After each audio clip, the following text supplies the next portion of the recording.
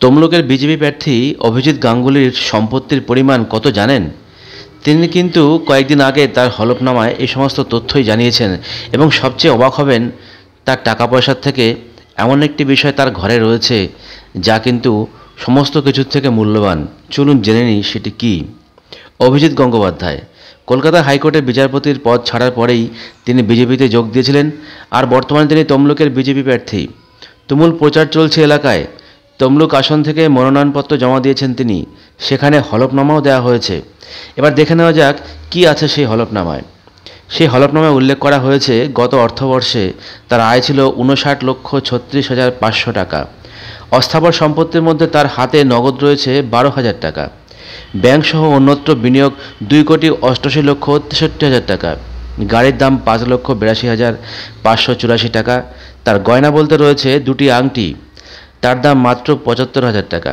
তবে সবথেকে তাৎপর্যপূর্ণ বিষয় হলো প্রাক্তন বিচারপতির কাছে যে বই আছে তারই মূল্য রয়েছে 12 লক্ষ টাকা। তার স্থাবর সম্পত্তির মধ্যে যে তালিকার কথা জানা গিয়েছে তার মধ্যে জমি ও অন্যান্য ক্ষেত্রে বলা হয়েছে 1,55,34,472 টাকা। তার ঋণ রয়েছে 50,77,654 টাকা। কিন্তু এত সমস্যার মধ্যে মানুষের দৃষ্টি আকর্ষণ করেছে ওই 12 লক্ষ টাকার বই। একজন মানুষ যার আলমারিতে সাজানো রয়েছে 12 লক্ষ টাকার বই, এটা কিন্তু অনেকেই ভাবতে পারেননি বলেই অনেকে কিন্তু অবাক হচ্ছেন। আসলে পড়ুয়া মানুষ, আইনজীবী মানুষ ছিলেন প্রথমে, পরে তিনি বিচারপতি হয়েছেন, সেই জন্য তাকে প্রচুর পড়াশোনা করতে হয়েছে।